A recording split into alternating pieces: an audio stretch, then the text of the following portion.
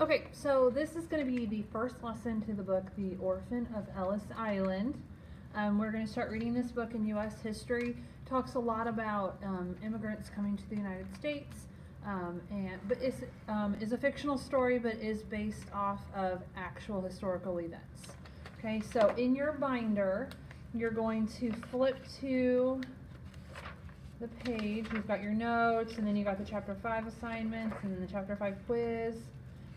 We are a day behind on the reading. I had planned on starting this on Tuesday. Well, we're 2 days behind. So you're going to go to this page in your binders, and it has like a little reading summary. So every day we're going to read a little bit, and we'll write down the page numbers that we read up here, and we're going to talk about what it was about. Okay? Then later on you will see in your reading that there are like section reviews. So once we get done with chapters 1 through 8, then we'll go through and we'll answer these questions. Several of these chapters are very short. It will not take us very long to get through it. We will read it as a class. So this video is for those of you who are absent or aren't in the classroom to take U.S. history, but so you're able to follow along. Okay, so today we're going to start reading chapter 1. On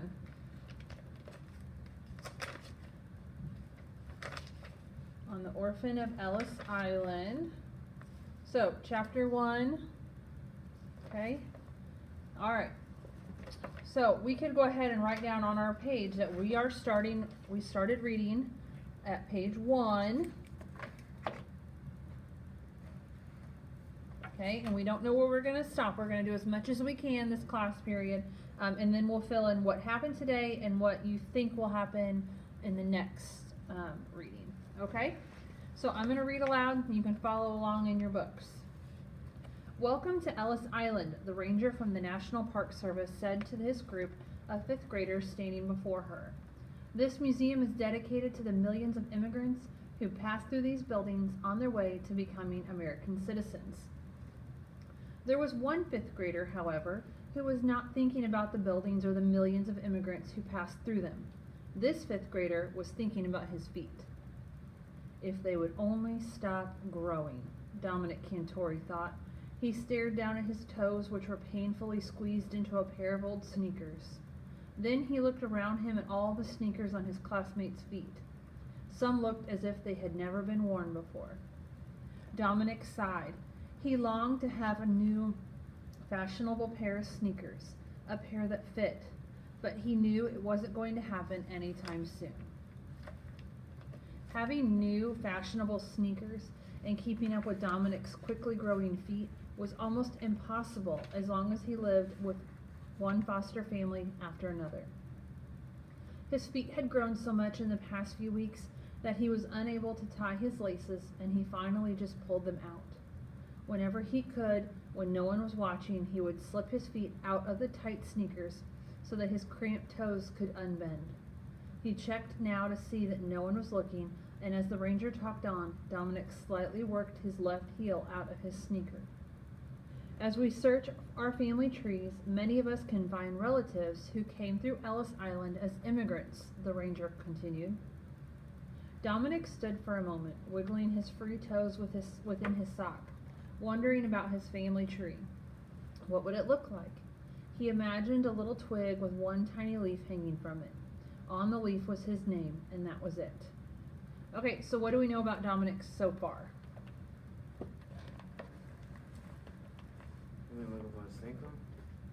Okay, so his shoes are way too small. Where is Dominic living?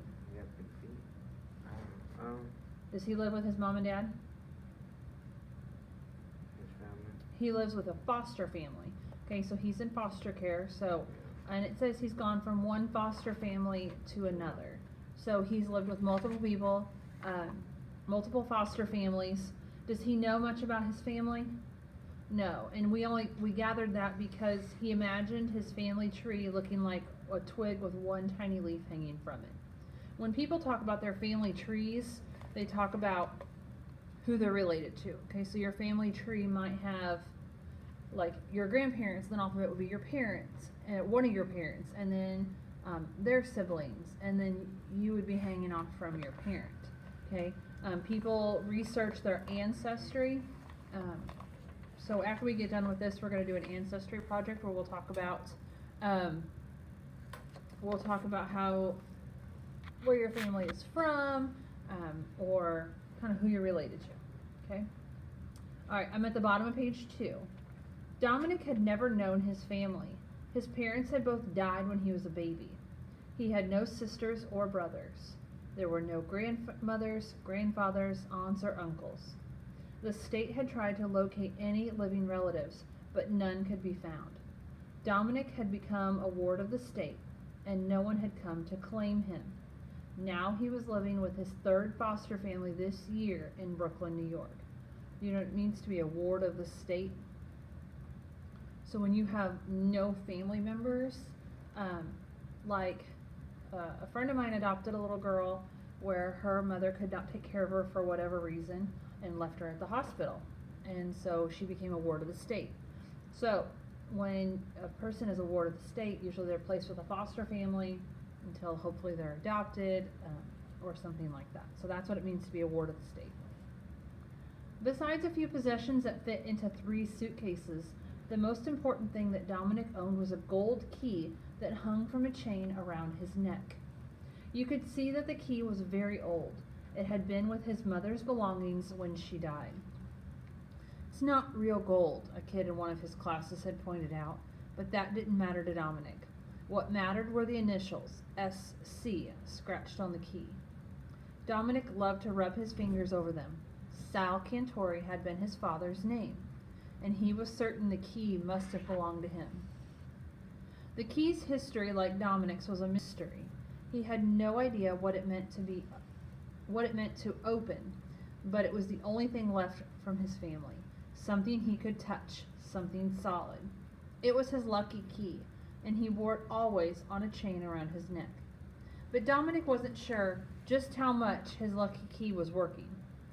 In fact, he had been a kid with incredibly bad luck. Dave Santos, his caseworker, had called him just yesterday. Dominic's current foster family regretted to inform him that things weren't going to work out after all. They were moving to California at the end of the month, and they wouldn't be able to take him along. Dave had already begun to look for another family.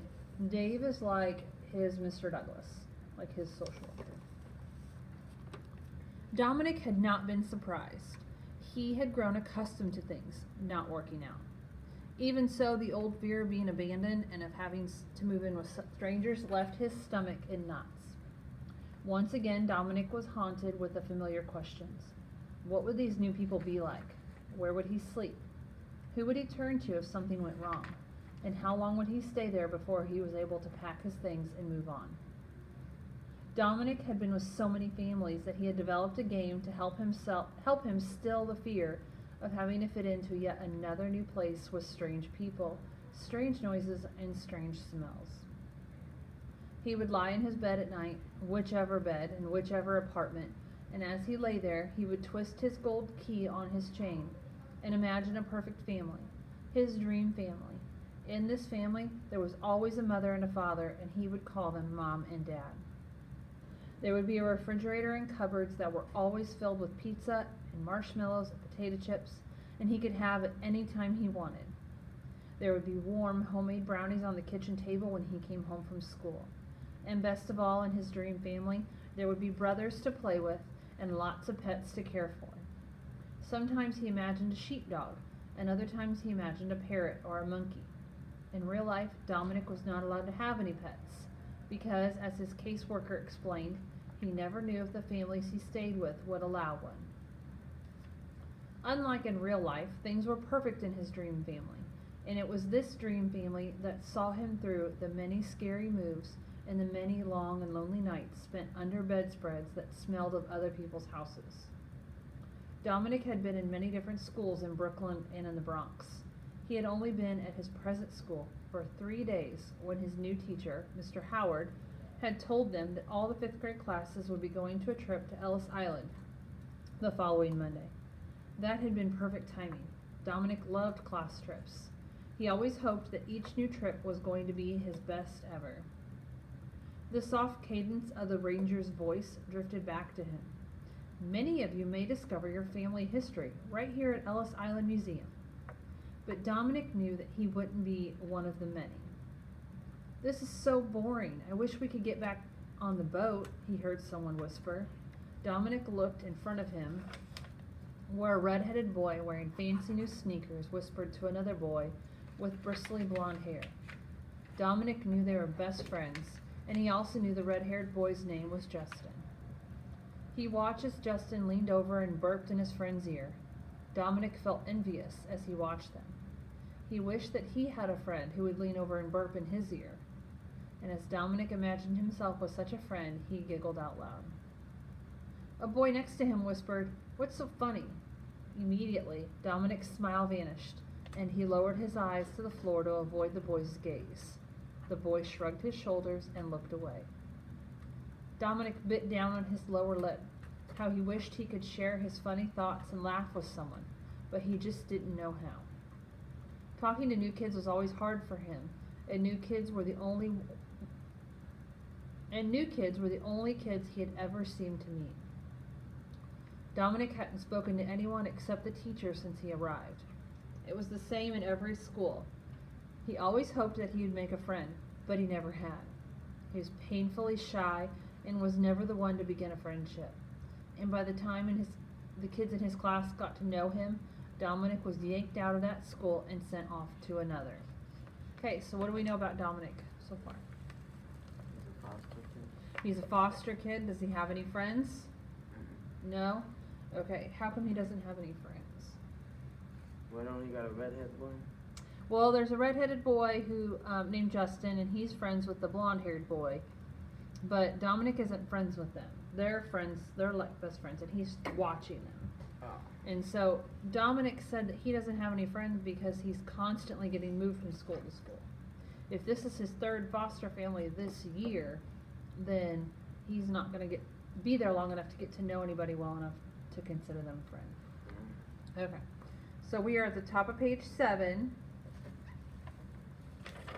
We're almost done with chapter 1. Justin turned around and suddenly looked at Dominic. Then he continued his hushed conversation with his friend.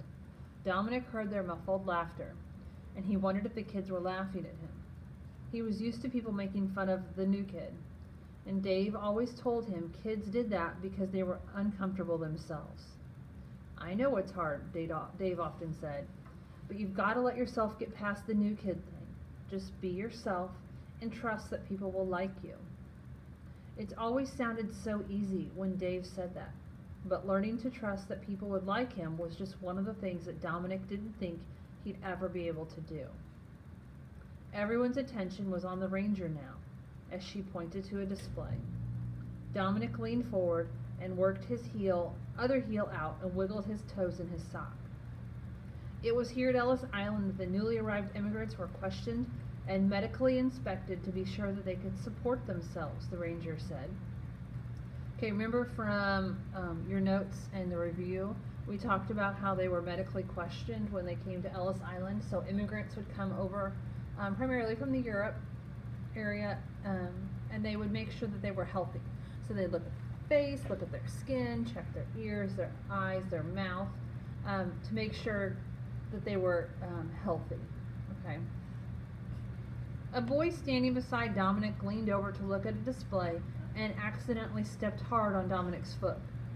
Dominic yelped in pain and surprise. A number of kids turned to look at him and laughed. "He sounded like a howling dog," someone said.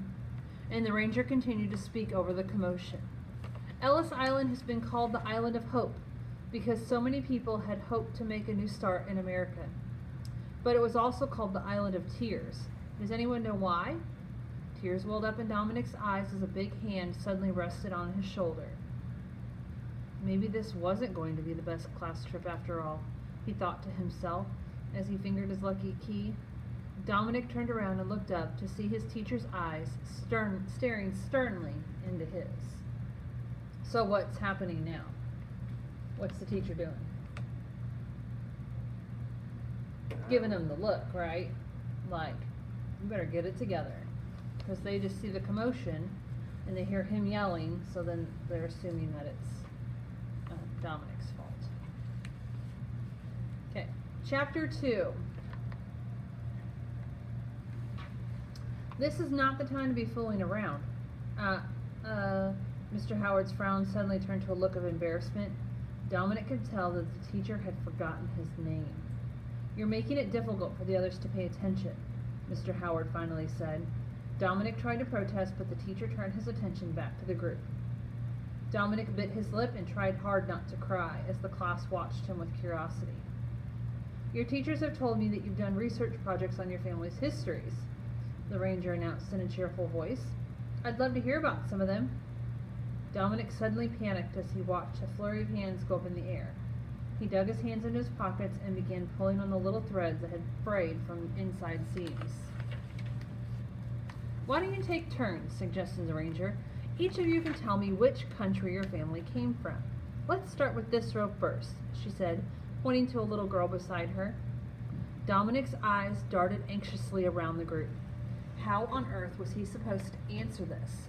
He felt his face grow hot as the fifth graders and one after another proudly named relatives that had come to America from all over the world. Poland, Ireland, Russia, Africa, the children called out in turn. Dominic was filled with anger and shame as he lowered his eyes to the floor. The secret that he had carried with him wherever he went, from school to school, was about to be uncovered. The idea of revealing the truth that he was alone in the world, abandoned and unwanted, filled him with such dread that he would do anything to keep it hidden. A sweat gathered on his forehead. Dominic tried frantically to think of what to say. As the ranger suddenly pointed to him, he reached up, clutched his lucky key with trembling fingers, and then opened his mouth to speak. What do you think he's going to do? Say something. You think he's going to know what to say, or do you think he's going to make something up? Probably make something up, probably. We'll see what happens. Okay, so chapter 3, I'm on page 11. "My great-grandfather came from Italy." Dominic heard the words tumbling out of his mouth. He took a gulp of air, anxious to see if anyone would object. No one did.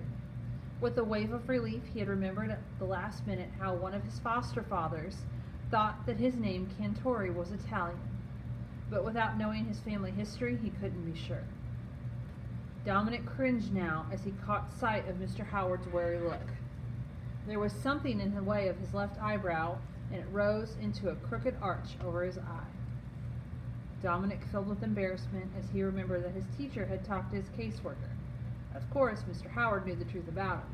He knew that Dominic didn't know a thing about his family. Dominic swung around to look back at the ranger as she continued to talk. Okay, so the teacher's kind of like, are you sure? "So, to celebrate the many immigrants who risked so much to come to our country, we have established a special memorial," she announced. "It's called the American Immigrant Wall of Honor.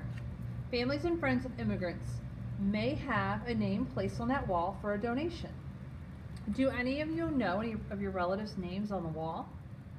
Dominic watched uneasily as a number of hands went up, including Justin's and his friends. Dominic threw up his hand, and he wanted so much to be like them, to have a family name up on that wall. Mr. Howard's eyebrow arched even higher, and the ranger beamed with delight. "That's terrific," she cooed, "because we'll all be going to see the wall after lunch, and then we can look for those names together. If everyone will follow me," the ranger continued, "we'll move on to the baggage room area." Dominic straggled behind the group as they walked to the center of the room. Dominic could no longer hear what the ranger was saying. He was too distracted as he stared at the back of Mr. Howard's head. He worried about going into the wall and worried about how embarrassed he'd be when his classmates discovered that his family name wasn't there. "Why did I have to tell such a big dumb lie?" Dominic thought. If only it would all go away. Dominic couldn't stop worrying as the group slowly made its way around the museum's first floor, and he hardly noticed the large black and white photographs of immigrants that hung on the walls. The sights and sounds of the second floor were lost on him as well, as he was unable to concentrate on anything. Even so, the tour went on. The telephone receivers you see in the display in front of you are equipped with the taped voices Of real immigrants telling their stories, the ranger explained. Dominic thought of his own story and how he would give anything to change it. He followed the others and mechanically picked up a receiver and listened. The voice of an old Polish woman croaked in his ear, and she talked about how dangerous escaping from her country had been. As she told of the rough, stormy seas and the bad food on the ship, Dominic thought about the ferry ride home. He imagined the jeers and ridicule that would be heaped on him, and how his favorite part of the trip, the boat ride past the Statue of Liberty, would be ruined. All the fifth graders would know the truth about his family, and that he was a liar. "All right, folks, we're going up to the 3rd floor," Mr. Howard called. "Line up at the escalator and watch your step." Dominic hung up the receiver and watched as the excited huddle of fifth graders rushed to get in line. He imagined himself standing conspicuously alone, and then the moment Dominic had been dreading would finally arrive. Mr. Howard would announce that it was time to go see the wall, the dreaded wall. As Dominic followed his class to the line by the escalator, he ducked behind one of the display cases and re-emerged in the middle of a group of Japanese tourists who were waiting at the down escalator. He moved along, hidden in a large crowd, and kept his head low as he rode back to the 1st floor. Once there, Dominic broke away from the crowd and ran to the end of the hall. He saw an open door and stepped inside. He smiled at the sight of all the brooms, mops, and bottles of cleaners that filled the little closet. And then he reached for a big flashlight that was sitting on the shelf, clicked it on, and closed the door behind him. So where did Dominic go? He snuck away from his class, and he got into what? There was a little tiny room. It was filled with mops and brooms and bottles of cleaners. So, a janitor closet? Like the janitor's closet, yeah. In the glow of the flashlight, Dominic cleared a space in the back corner of the closet. Behind him, some big canvas tarps were hanging from hooks. When he was sure that he was safely hidden away, Dominic sank down to the floor, took off his sneakers and socks. He turned the flashlight off, wiggled his toes with relief, and welcomed the dark like a cool, protective black blanket. Now that he was hidden away from all of them, he could relax.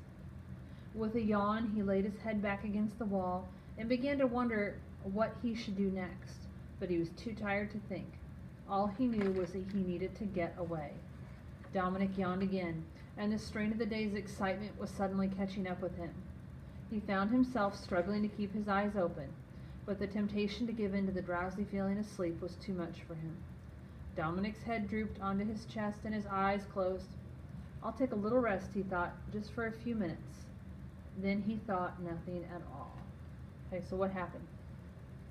He went to sleep? He In the fell janitor's asleep. closet? Yeah, he fell asleep in the janitor's closet. Okay, so let's go ahead and write a few things down on your notes. Okay, we'll read a little bit more, but we've read 4 chapters, so I don't want you to forget some things that have happened. So what happened today? What did we find out? He's a foster kid. Okay, so you could put something down about Dominic being a foster child.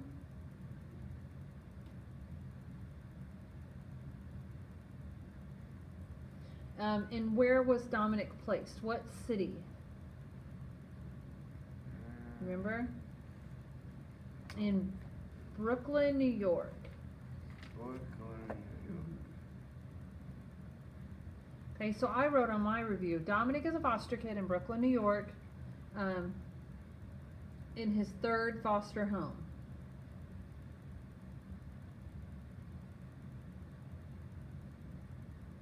Okay.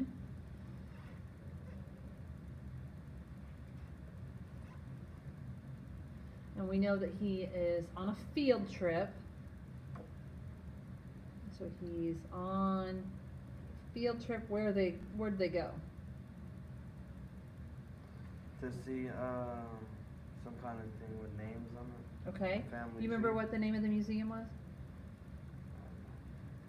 It was like a family tree or something. Ellis Island. Ellis Island. Okay, and now Ellis Island is where all the immigrants came through in the late 1800s, early 1900s. Okay, so he's on a field trip to Ellis Island, and he's kind of upset because he knows that he's not going to find anybody's name on the wall that he's related to.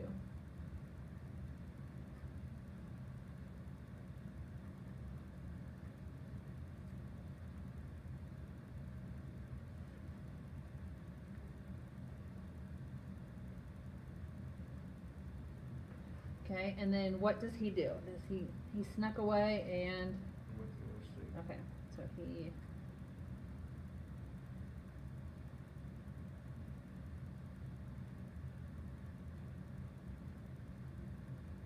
now on your like reading summaries that's in your notes, don't worry about complete sentences or anything like that. You can abbreviate. I do B/C because for because, or write numbers out instead of writing the word out. Okay, this is really just for you to remember what happened in the story. Okay.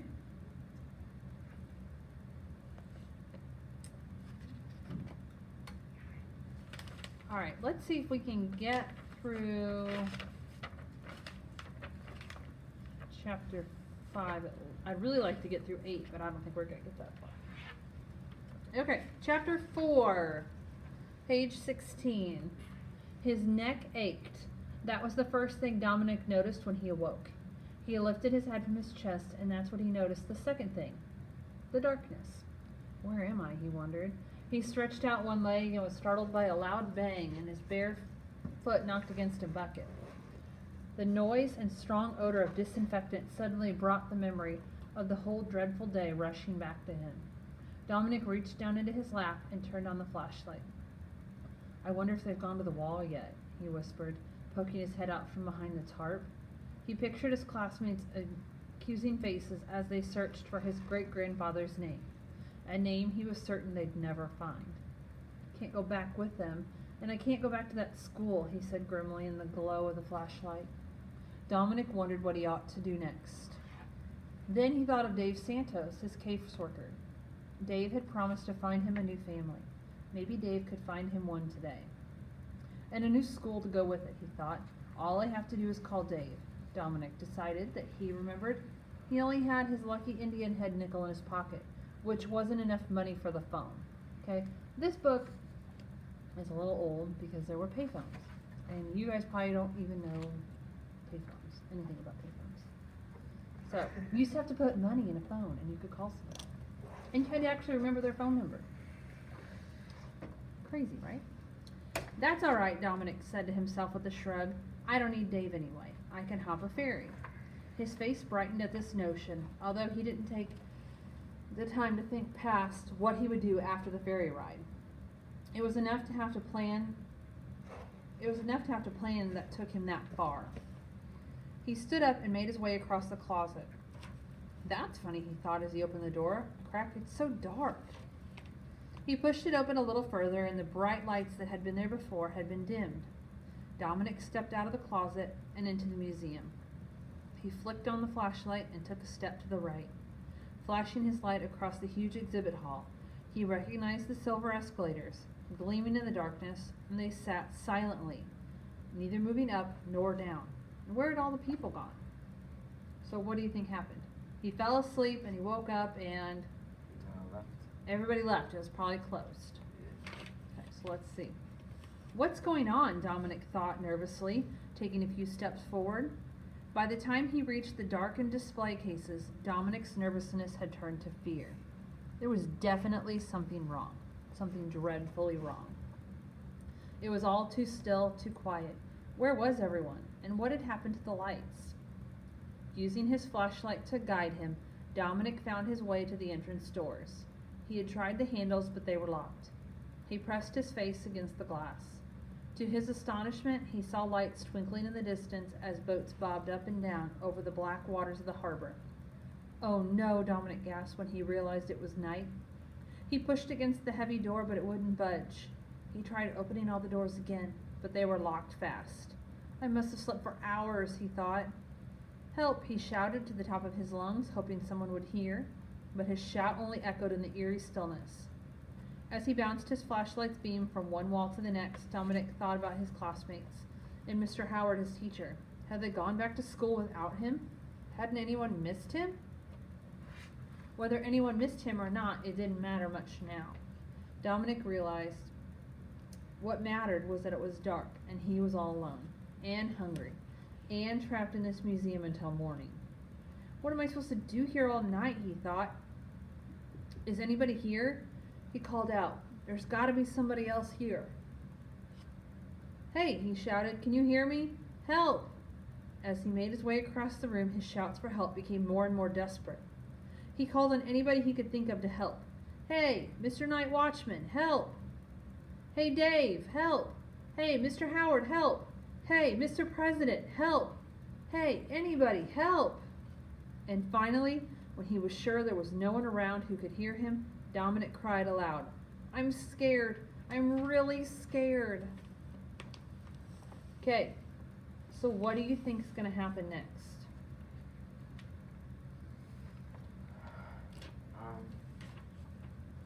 He's gonna have to sleep in that place.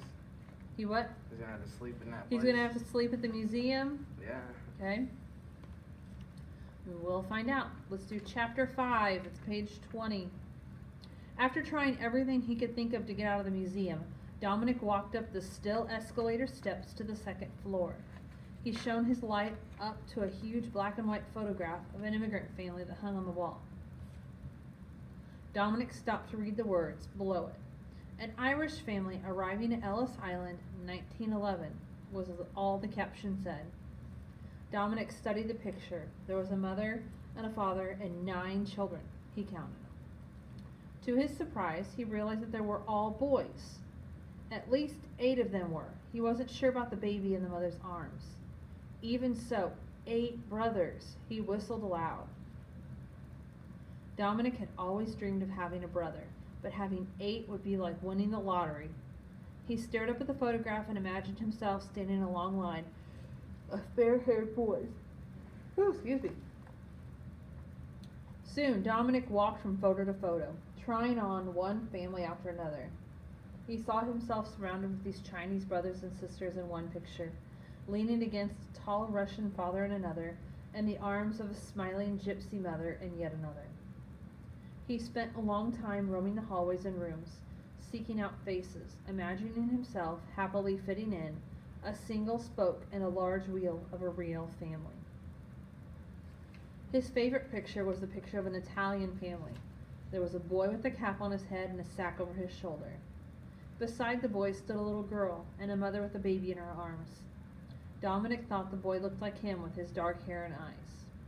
He spent a long time in front of the picture, not only imagining himself a part of this family, but imagining that this boy was somehow really his Italian ancestor. He realized this was a 1 in a million chance, but he couldn't stop thinking, what if? After Dominic had stared at the picture for a long time, he decided to go upstairs to the 3rd floor and to see what there might be to do up there. But as he started to climb the now motionless escalator, a low mechanical groan suddenly arose. From the silent steps, he jumped off. Then, just as suddenly as it started up, the noise stopped. Everything was quiet again. A deadly quiet that chilled Dominic to the bone. Dazed with fear, he stumbled about the room and bumped into a display case, which caused him to scream aloud. The unexpected noise had shaken his nerves so badly that his teeth had begun to chatter. What was going on, he wondered. Was someone there? Were they watching him, trying to frighten him? Crouching under the display stand of telephones, Dominic squeezed his eyes shut tight and willed his teeth to stop chattering. He sat perfectly still, like a hunted animal, hiding, waiting, and listening. But the low hum of the air conditioning was the only sound to fill the room. Dominic stayed that way for what seemed like hours, frozen with fear until he felt his legs begin to cramp. Slowly, cautiously, he moved out from under the table and finally stood up. Then, without thinking, he reached over and picked up one of the telephone receivers on the display in front of him. An old Norwegian man talked about his homeland. Dominic was filled with such relief that he let out a sigh. It was the first human voice he had heard all night. Even though he knew that it was only a tape, the sound of an old man was somehow comforting. As he went from one telephone to another, Dominic's fear slipped away, and he began to pretend that he was actually having conversations with the voices. They were mostly old people, grandmothers and grandfathers, he guessed. He pretended they were his. Soon, he began to feel less lonely. But the voices never answered him, and after a while he began to long to talk to someone real, Someone who would answer his questions and listen to what he had to say, like a real grandmother or grandfather would have. Dominic's hand reached for the last phone on the stand when the flashlight went dead. Suddenly, he was in total darkness. Frantically, he tapped the flashlight against the table and turned the switch on and off, but it was no use. It wouldn't light up. He dropped it onto the display stand. Desperately frightened, Dominic stood trembling in the blackness. His hand searched under his t-shirt until his fingers felt the familiar smooth curves of his lucky key. And what was he supposed to do now? Where could he go? What if someone was out there watching him, waiting for him?